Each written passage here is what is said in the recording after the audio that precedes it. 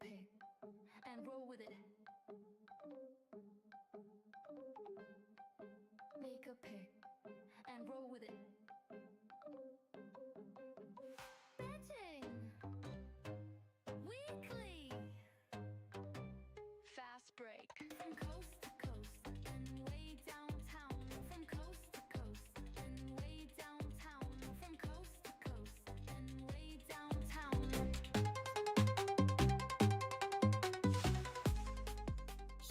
Welcome into another edition of Betting Weekly Fast Break. I'm Doug Kezirian alongside professional handicapper Albert Nguyen, also known as Analytics Capper. We're going to recap last night's Game 5 of the NBA Finals, but mostly look ahead to Thursday's Game 6.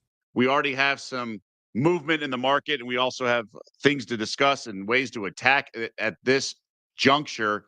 And we're also going to break down the WNBA card because we have not one, not three, six WNBA games on this busy Commissioner's Cup evening, which has implications we'll break down.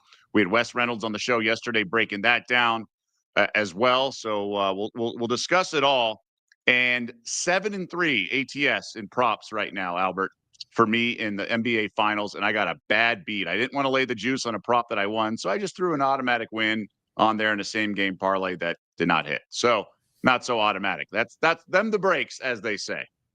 7-3 is fantastic, so you don't have to worry about that.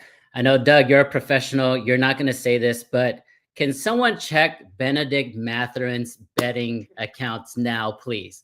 The end of Game 4 and the end of Game 5 were two of the worst beats ever in NBA Finals history. Game 5, as you know, they were down 11. I think it was Jalen Williams. He was already submitting him the wide open layup. And of course, he loses the ball while he gathers. That would have been 9. That would have been the Pacers cover. I know you're professional. You'll never say it, but I'm going to say it.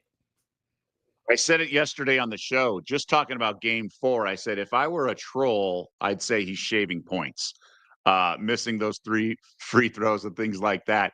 And then the same guy, to your point, and yes, Jalen Williams had his hands back, and he loses the handle on the ball. And look, the Thunder were the right side, so to speak, all game, but the Pacers did cut it to 2 in the fourth quarter. Like, the live line was 7.5. Now, I had some plus 9.5. I played it back at 7.5, so I just ate some juice. But to your point, man, like, that was the cover in the bag. Like, he didn't pull up and shoot a 3 and miss.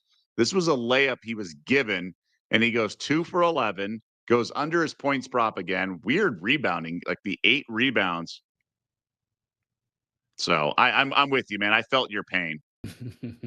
I mean, so you guys know I was on the Pacers last night. It was a brutal beat, but I'm excited to talk about, Game 6 and whether the Pacers really have a chance to extend this to Game 7. We all love Game 7 in team sports, but this has been a really interesting series, Doug, because it seems like even if the Thunder do win Game 6 and they close it out in Indiana, it doesn't feel like they're the champions. It doesn't feel like they've, far and away beat this team and beat any other team for that matter. So I don't know. It feels a little off for me. What are your thoughts in terms of if OKC ends up winning this series 4-2, they go with the season 68-14, like where do you put this team historically against other teams? Gone back and forth. So thus it's a great question because there's no clear answer. I think they're going to be a dynasty. I really do. Because I think the front office is so elite and their position. Now they're going to have the Spurs out west. I think they're building something serious there with Wemby, but I don't. The first title for a lot of these teams that go on a run never feels that imposing. I mean, this reminds me of the 2015 finals where the Warriors was the first year, right? They had their doubters. They had Barkley saying they can't win shooting the 3, all these stuff. And everything broke right with injuries, right? Because Memphis had injuries. I think it was Conley or something in 2015. And then Kyrie and Kevin Love were out for the Cavs. But that's just the way it goes. And will Game 4 be what if, But Game 1 was fluky the other direction. Yeah. And 5, Pacers should have covered in a lot of ways down the stretch without Halliburton making a single field goal. So it really is. You're right. It does feel like there's still meat left on the bone. But I think the reason they're worthy is because A, they dominated the regular season, but B, they also performed in game fours when the chips were on the table. So down 2-1, down in the fourth quarter, they win on the road, both in Denver and then last week on Friday in Indy. And then up 2-1, the T-Wolves were giving them everything in Minnesota, and they answered and went up 3-1. So this team has had some swagger and some confidence, and they've gotten the job done. So every year is going to be different. The 2011 NBA Finals with Dirk taking down the Heatles in LeBron's first year in Miami, that was always going to be special. That was a unique year. But this feels like maybe the Raptors year when they beat the Warriors that were banged up and KD's Achilles and everything. Not that they were ravaged with injuries being the Pacers, but it feels like there should have been more resistance along the way. But I think the Thunder should get some credit for there not being as much resistance as we want as sports fans. Yeah, I love that perspective, Doug. One other thing I wanted to speak on is the turnovers again. The turnovers hit Indiana again, and these are not dead ball turnovers. These are turnovers they just threw into the backcourt, creating a fast break, and it happened a couple times. You can't do that against a superior team, and it's very perplexing because Indiana has taken care of the ball all season long, and maybe it's just because of Dort extending his defense and Halliburton and the rest of the guards there on Indiana are not getting the ball that far past half court, so they're starting to press a little bit. But I mean, I don't know. We're gonna get into the futures market and awards market. I'm interested to hear your take, but Indiana back-to-back games, they had a chance to steal it there, especially in game 4. Yeah, but they're down 3-2. And I said before yesterday's game, I said, if the Pacers lose, I can't wait to bet them in game 6. Well, now things have changed. They definitely looked about maybe half the roster looked like they were defeated mentally and emotionally after blowing game 4 yesterday. I didn't love what I saw. And Agreed. then you have the Halliburton issue and, battling a lower leg injury. Shams at ESPN's reporting an MRI is coming. And, Halliburton's saying all the right things. If he can walk, he's going to play, but he might have a strained calf and he could be doing more harm than help if he's out there. So I'm kind of surprised at the market. But first things first, with this Halliburton situation, but Pacers have been great at home. And the Thunder have not been good on the road, except for the miracle cover on Friday. What kind of effort, with their backs against the wall, literally, would you expect from Indiana to start Game 6 on Thursday? I think it's the kitchen sink game, right? They're gonna give all they have in game 6, especially early in that first quarter. They've been killed. They've been getting killed in the first quarters, and that's because they're starting off slow, turning the ball over. So it's gonna be up to their fans.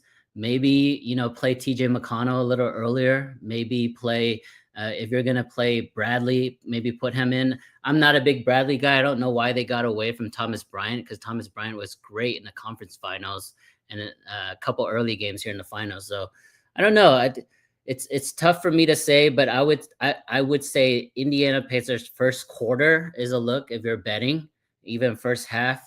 But the superior team, the deeper team, and the team that plays not only versatile defense inside and out, but the ability to hit threes is OKC. So it's hard for me to sit here and say Pacers are for sure covering and potentially winning game 6. But I do think they come out really hot. And I agree with what you were saying about game 5, especially in that second half. If you take out TJ McConnell's personal, like 10-0 run there, it just looked like the team was defeated. Body language, their facial expression, they weren't running plays anymore. Like I mentioned, they were just throwing the ball all over the gym. So hopefully heading back home, and we've heard this old adage, for decades, role players play better at home, and hopefully that's going to be better for guys like Mathurin and Neesmith and those guys. Okay, and the graphic is showing it. I believe there's been a line change here, and it makes sense. I was saying this line doesn't feel right. Well, now it does. We've had a market move from about 4.5 or 5 to 6.5. And that's with the news in the wake of Halliburton being maybe unable to go. And we, in the NFL, we know key number 3. We know that, right? That so, if you don't understand it, try to buy a half point off 3 or onto 3 in the NFL. 5 is the most key number in the NBA. Now, not to the same degree as 3 in the NFL, but 5 is a big number. So to go from 4.5, 5 to 6.5, that's a significant move. Yeah. You may only say 1.5 or so, but that's the strike zone of NBA games. So now we have a much different situation, right? You have the Thunder not just favored, but 6.5 is a big number. It's what they were on Friday, right? In a must-win game. Well, this is a shorthanded Pacers team, and this kind of reminds me of the Celtics almost against the Knicks, right? When you had the fallen star and they circled the wagons in a 3-1 series and beat the Knicks by 20. So now we have a different tone. Doc Rivers once said it, and it's so true. This is more about the regular season, but be careful playing a team without their best player. He goes, I don't want to face any team without their best player because they're going to circle the wagons for one game.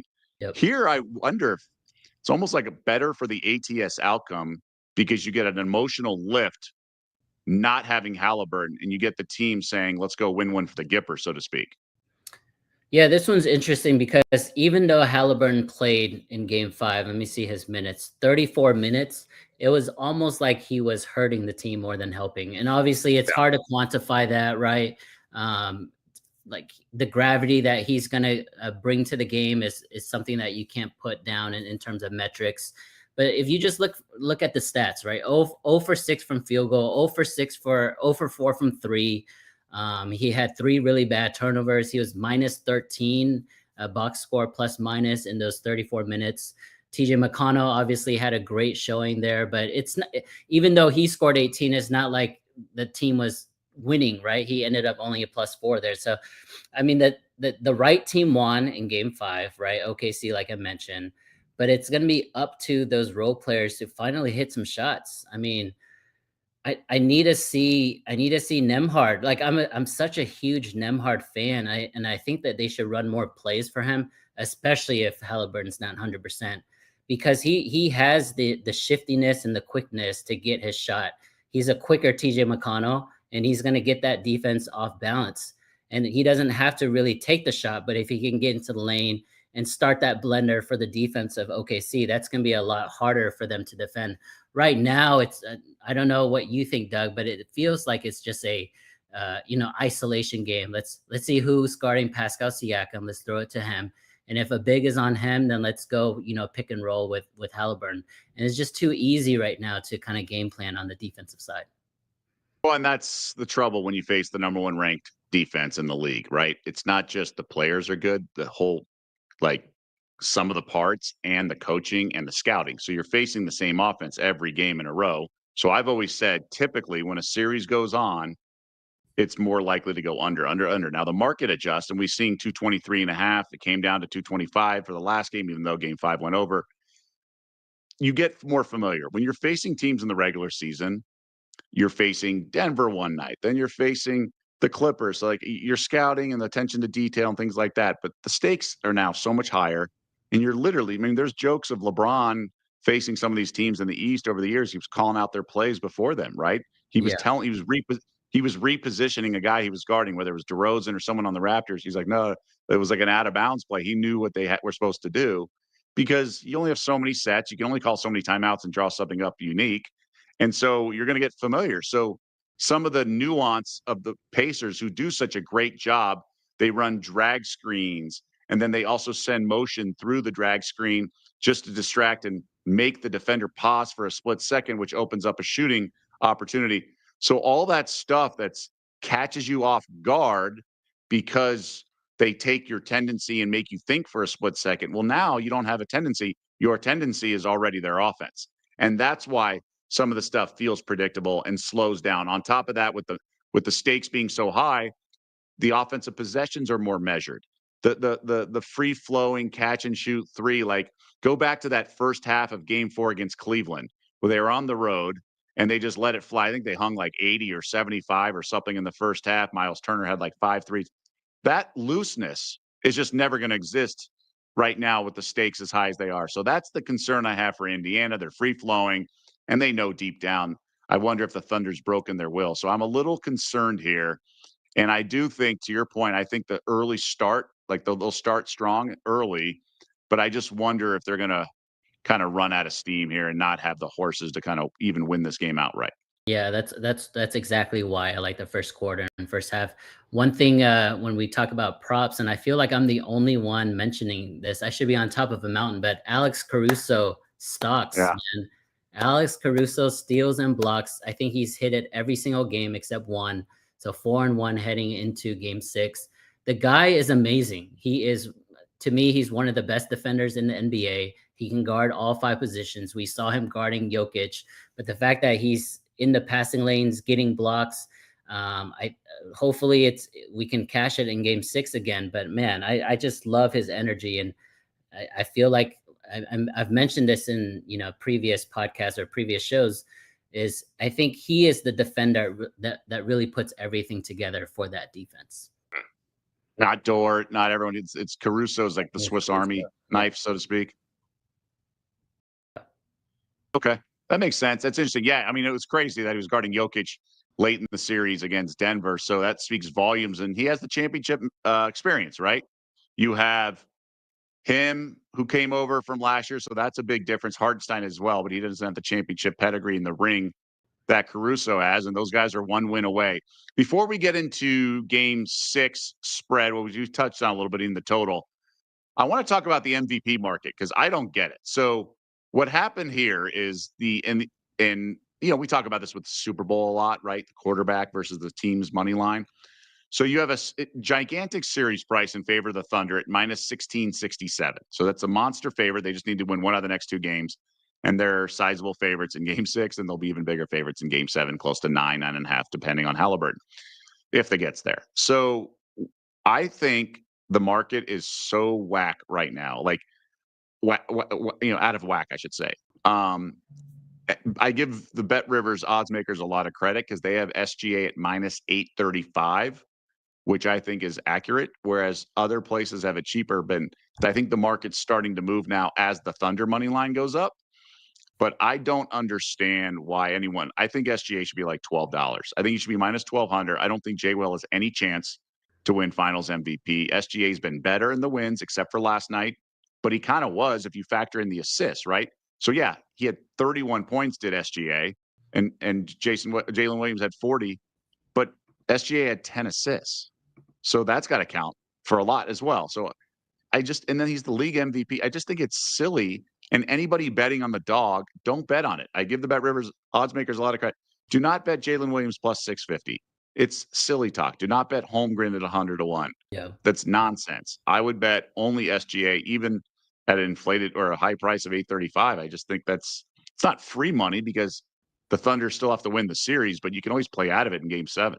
Yeah, it's definitely SGA, and if you're looking for plus money, you should look at a pacer, and that pacer to me is Pascal Siakam.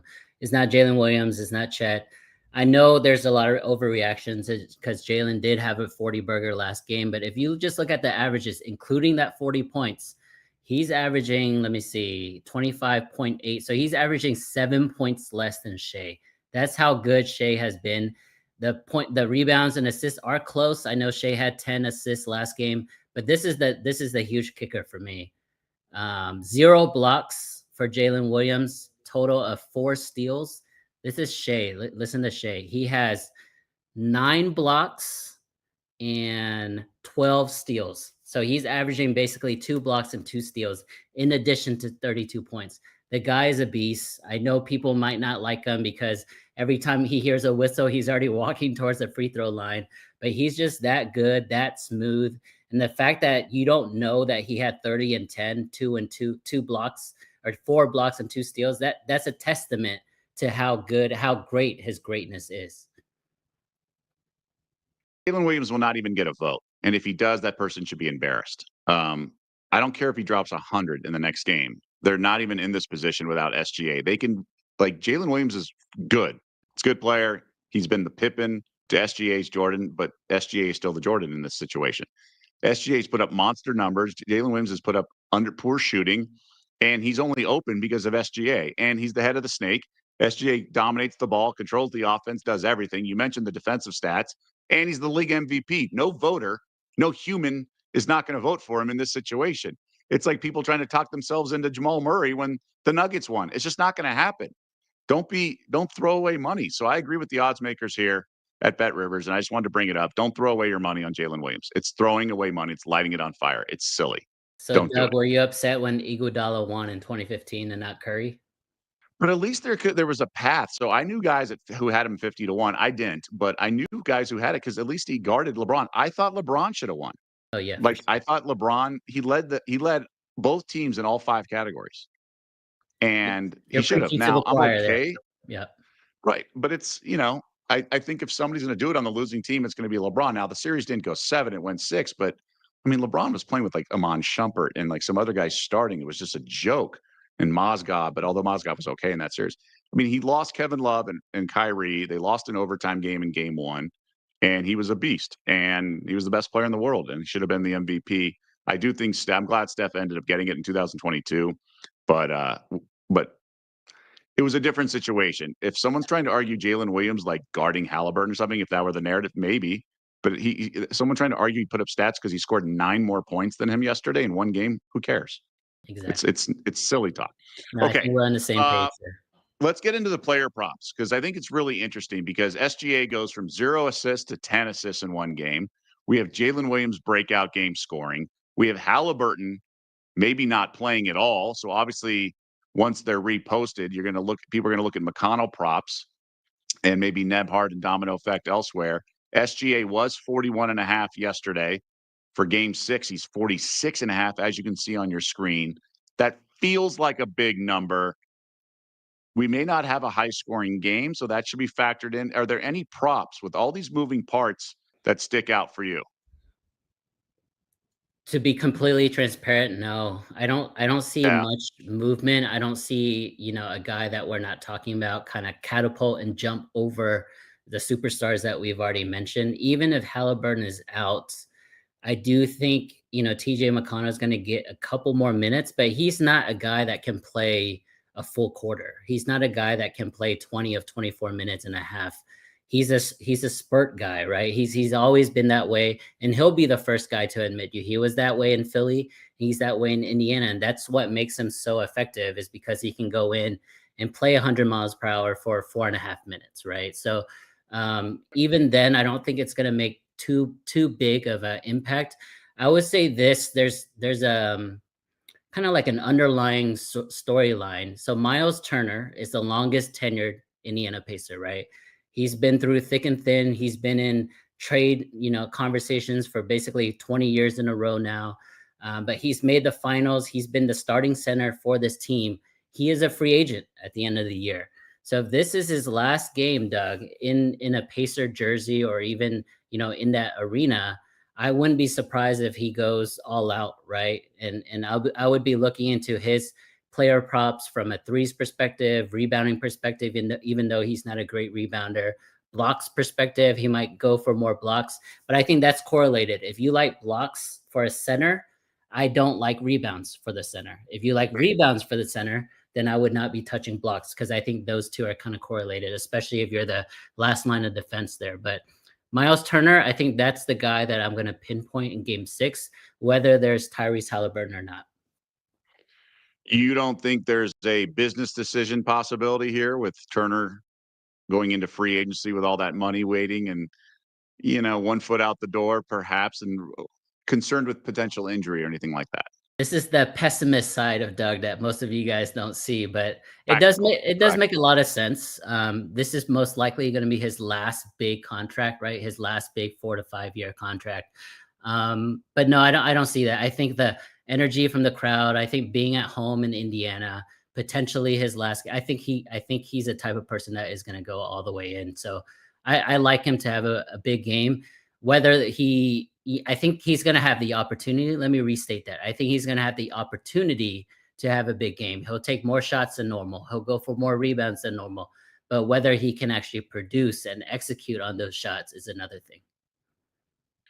I'm going to mention another big man, but I'm going to do it on the OKC side. I've been on this for a couple games now. I don't see any reason to get off, and that's Isaiah Hartenstein under his points prop. It's now 6.5, heavily juiced.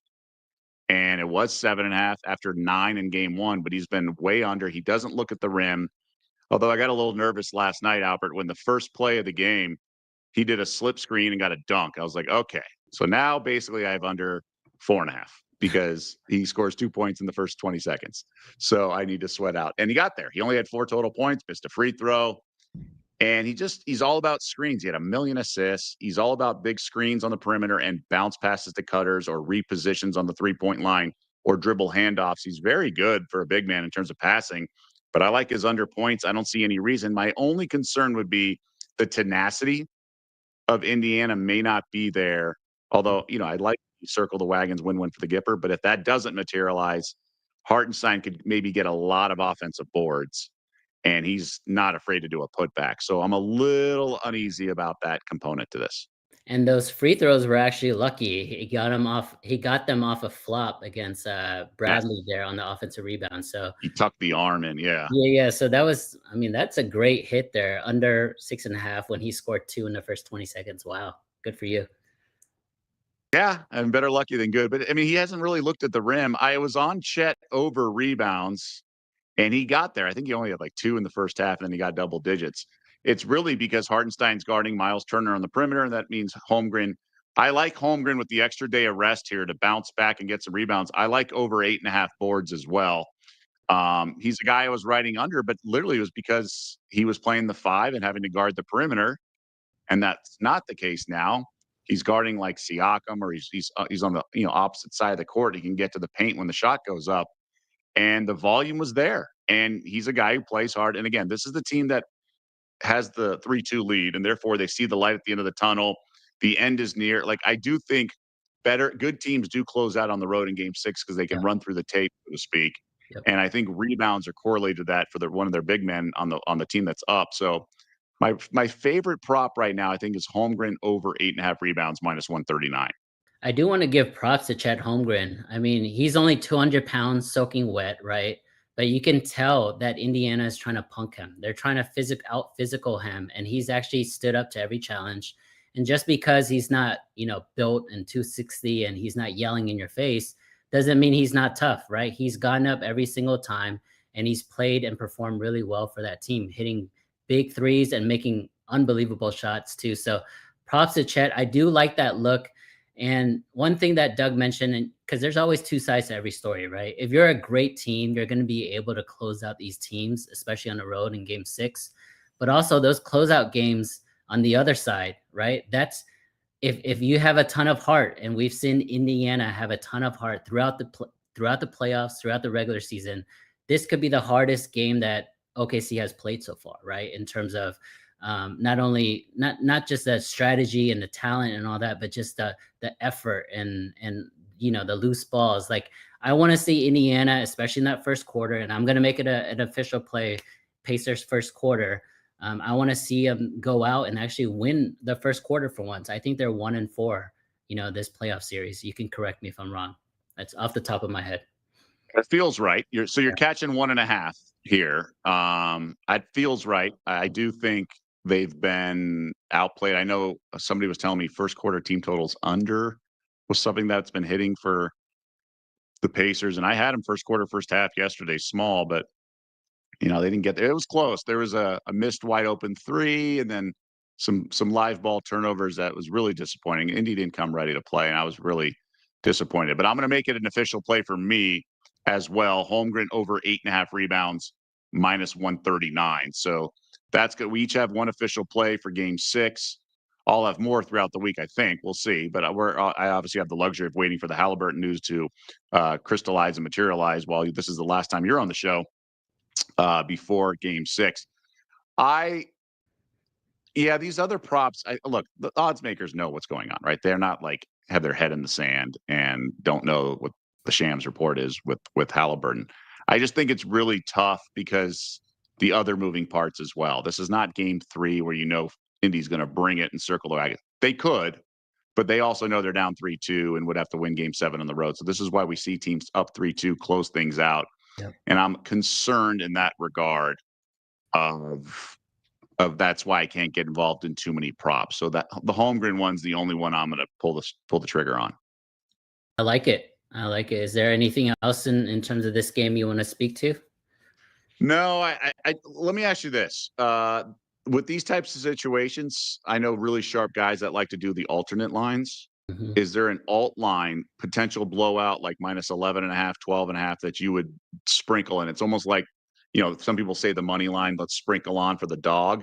It's almost like doing the sprinkle money line for the favorite when you do the alt line because this could get away from Indiana. I mean, they Uh, could fold like a cheap suit. That's a great point, and I actually I'm in that school of thought as well, right? So if you're on the Pacers, for example, Pacers money line, you're basically giving away 7 points, right? So if you go the other way, it's kind of like an organic teaser if you want to think about it that way. So, but opposite. So if you're on the Pacers, you're basically getting the 7 or laying the 7. But if you want to go the other way, like Thunder minus 13 and a half, I think that would be a play as well because but that's also like kind of a quirk that I have. If I'm on Pacers money line, that 7 points, I'm going to do the same on the other side. So I kind of keep the pattern the same. Obviously, I'm just making a huge window there where I could go 0 for 2, but I do think I do agree with you. I think if the Thunder win this one, it's not going to be a close game. We've seen Yeah, it's like Indiana a play feast or really well famine in game close kind of games. thing, Yeah. right? Yeah, exactly. Yeah. I think first quarter, first half could be tight, but once you start to get a taste of it, I see these teams that are up 3-2 on the road, and not just the final, all series. They start to like really, they take out a leg and they're going to lean on them. So I do think plus 210 for that alt line at Bet Rivers does make a lot of sense. Just a reminder, we have a ton of content here on the Bet Rivers Network, and they are dishing out winners at Betting Weekly Game Bet Match. Last week, we had a Gabriel Diallo, 20-1 to win the Lebema Open, and he did, and he faced Bergs in the final, and that was also given out at 20-1 for Bergs to reach the final. So great, great insight given out at Betting Weekly Game Bet Match. That was just released this morning, the latest episode of that with Nigel and Sean, second round picks for a grass court match in London. So definitely check that out. And as we all know, sports fans, the College World Series going on, part of the Bet Rivers Network. Visit the College Sports Rush YouTube channel. Live tomorrow, 10 a.m. Eastern, betting preview of the College World Series games coming up later that day with Jimmy Ott and Charles Hannegriff. So I know Jimmy, he does a nice job, puts in the work.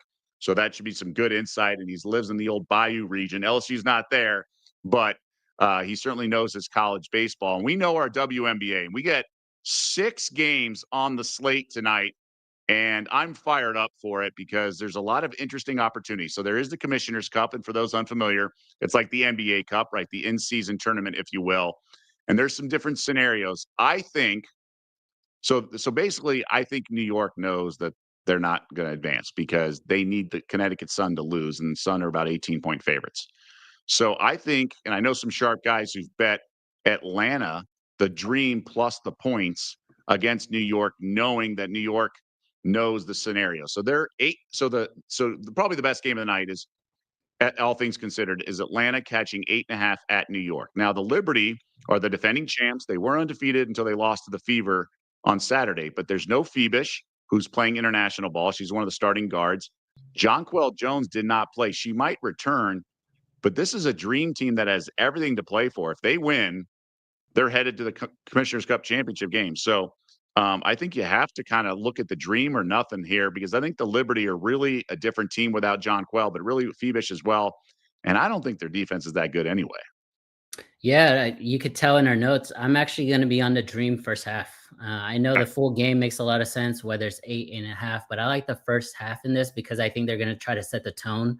And especially if they get out to a quick start, and I've mentioned this before, fourth quarters in the WNBA are nuts. And so I want to stay away from that. I'm only isolating the first half. And if Atlanta comes out hot, whether they win that first half or keep it close in that first half, I think it's going to be pretty easy to tell that New York is like, okay, this is yours. Like we understand this means a lot to you. These are two really good teams, right? Atlanta's 8-3 on the season.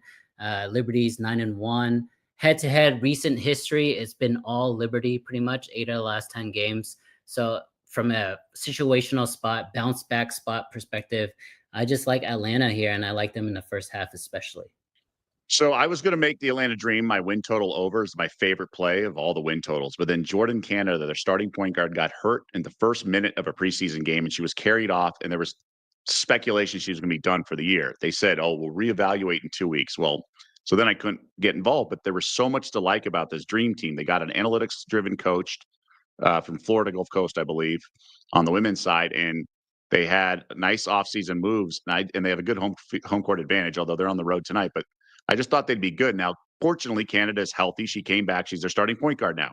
So having a quick point guard is just so valuable in this league. They have the double bigs with Brianna Jones and Brittany Griner, although Griner's on the back nine of her career. But it's more about Alicia Gray and then Ryan Howard. He's a former Rookie of the Year. She's got so much Carmelo Anthony in her game. Yeah. They can shoot, and they shoot her and Gray bomb threes. They have some nice bench pieces. I think they're a really solid team. The Liberty's ceiling, I think this number should be a shootout. I think this game should be a shootout. So I'm going to officially play an over. I think the Dream are like 5-0 to the over on the road. They're going to want to play they're going to want to get up and down.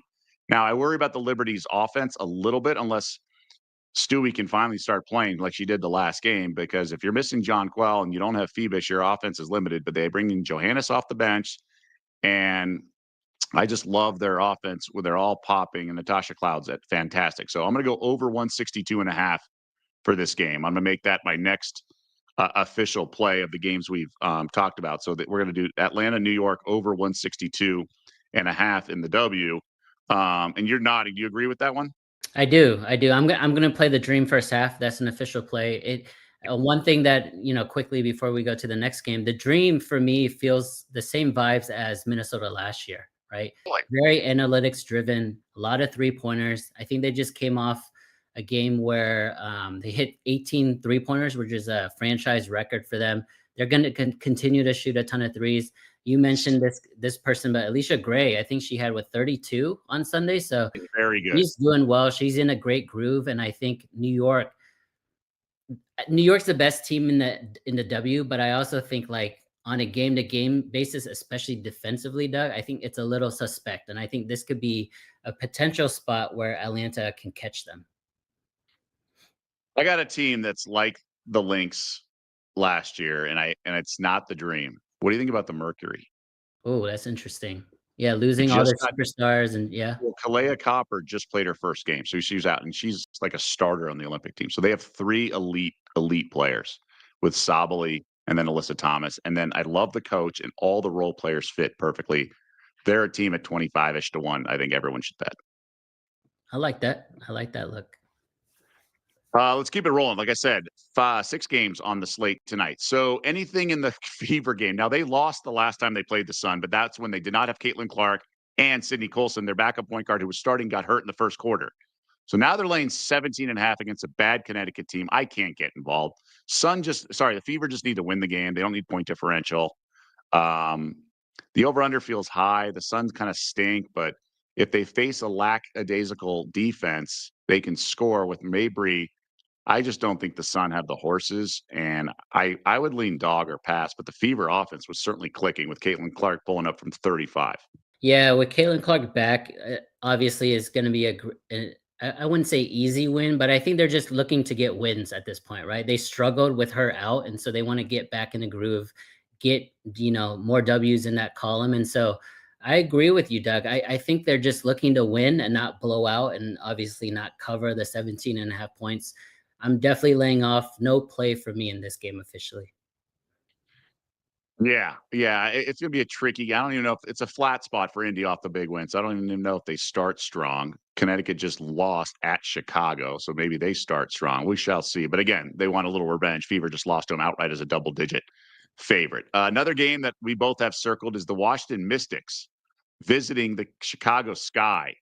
And the Sky just got a triple-double from Angel Reese and got a big win, a rare win, because they've been, they lost their point guard and captain for the year, Courtney Vandersloot, and they're limited offensively to begin with. The Mystics have been just catching steam like no other. I talked to a sharp professional bettor yesterday in the afternoon. He's like, "You see anything tomorrow?" I'm like, "Yeah, I'm looking at the Mystics first quarter." He's like, "Yeah, me too." Then he texted me late at night. He goes, "Oh my God, the Mystics are 3-point favorites. I thought I was going to be able to get +2. I go, no. The power ratings for the Mystics. It's just a great spot, Albert. Mystics off an embarrassing loss to Atlanta by 30 plus. Sky off a big win. This has Mystics by 7 after the first quarter written all over it. This has Mystics first half, and that's another official play for me for this exact same reasons that Doug mentioned. It's a great spot for both teams. Chicago, even though they just beat Connecticut, they are not a good team. They're 3-7 on the year, and even those 3 wins seem kind of fluky. 2 of them were against Dallas. This is not a great team at all, and I think this is where they kind of come back to earth. They are hosting again, right? So it's they won on the road. Now they have to come back home with all the pressure. I don't like them in this spot. They still don't have a point guard that can run an offense without Vandersloot. So yes, I do agree that Washington's going to come out. It's another game where I don't want to touch the fourth quarter at all. So I'm going to stick with the Washington Mystics first half. Well, the difference between betting this fourth quarter and some of the other games is the point spread of the game kind of matches what the teams are doing, right? Like it's not like it's a 10-point, you're worried about a backdoor cover. I just think the gap in desperation and tenacity and effort is most pronounced early in the game because I think it's a giant flat spot for the Sky. Yeah. And the Mystics are good, have a good leader in Sykes, and they're going to want to bounce back from an embarrassing loss. So I think they start really strong. The reason I'm not doing first quarter is because I think one of the strengths of Washington is their depth. And one of the weaknesses is for Chicago is their lack of depth. So I think the second quarter, when the benches are in to start, is going to be really pronounced in favor of the Mystics. So first half is my play, but I do still like the first quarter. And if they cover the first quarter, then I'm in good position for the first half. So I'll just do a full unit Mystics first half -1.5. I think that's the right way to play this matchup because I think the Sky also stink. I do think Angel Reese is good. She's an all-star. And I like Ariel Atkins. I don't think much of Cardoso, and that's it. I really don't think they have anything outside of that. And I think the Mystics are going to just take it to them. I think with Kiki and Citron and everything, I just think they're going to light them up. I really think they'll light up this defense. I agree with you. Let's go to my hometown team, the Dallas Wings. All right. So Paige Becker's return scored a lot, but this team still stinks as well. They're a home favorite here with the Valkyries, who've won 3 straight outright as an underdog. I don't know if I'm ready to. I still like the Valkyries. I think they're really well coached. I think they have smart players and they know what they're doing. They've been a pleasant surprise. Their head coach, Nakase, has got to be the front runner for coach of the year. Dallas does have the firepower if it ever puts it together with Arike Gumbawale alongside Beckers. Beckers finally getting the green light from Agumbawale and others to shoot more in due time. It's Valkyries or pass for me, but I have to lay off because the Valkyries they still go through scoring lulls.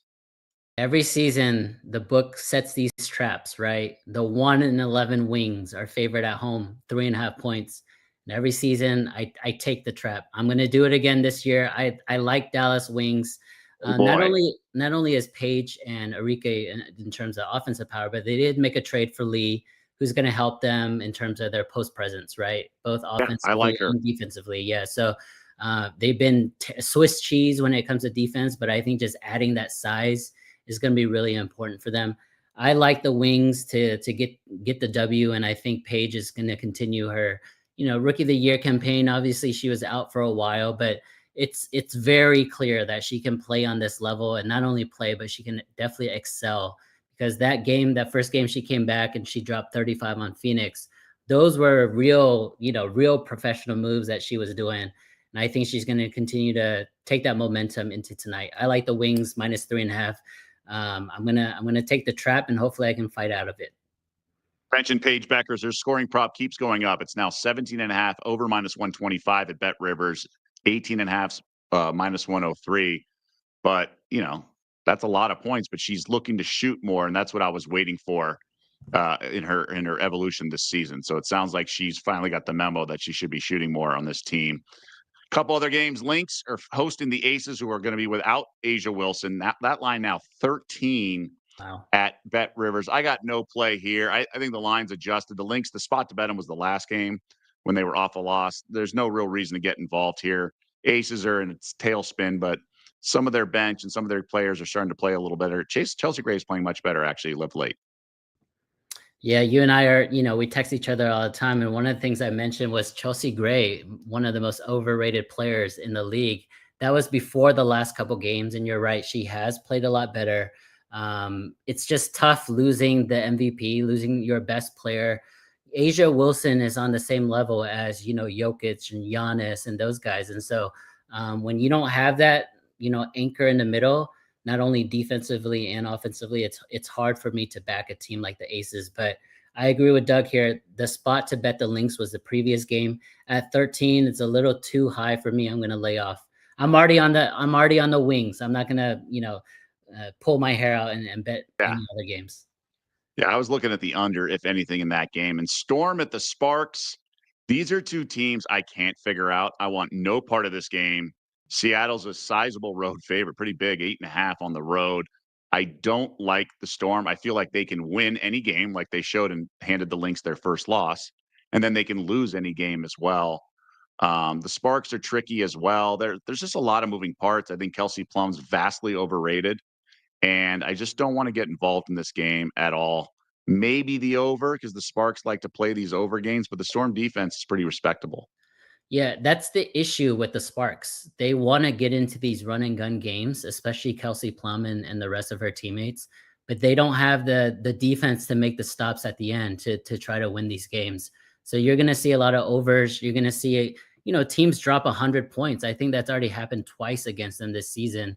I think it's Seattle or pass for me, but it's hard for me to back a team where they're kind of like the Mr. Jekyll, Dr. Hyde, or whatever that expression Dr. is. Jekyll, You yeah. just don't know what type of game you're going to get from them because they just lost the Valkyries straight up as 10-point favorites. But before that, they obliterated the Lynx. So I mean, it's hard to see which team shows up. They have the talent to play with anybody, but maybe they're one of those teams that always plays down to their talent. If that's an issue, LA is inferior in terms of talent. So if Seattle's going to play down to them, maybe the LA might cover. But for me, it's a pass.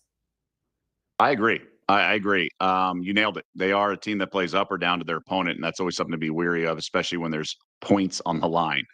All right, my man. Good stuff as always. We appreciate everyone checking us out. So you got Albert's official plays for the NBA Finals Game 6. That's Pacers first quarter plus 1.5. Mine's Holmgren over 8.5 rebounds minus $1.39. And we are getting involved in the W. We both like Washington first half minus 1.5. I'm making it a full unit play where everything else a half unit. My other WNBA play is the Dream Liberty over 162.5.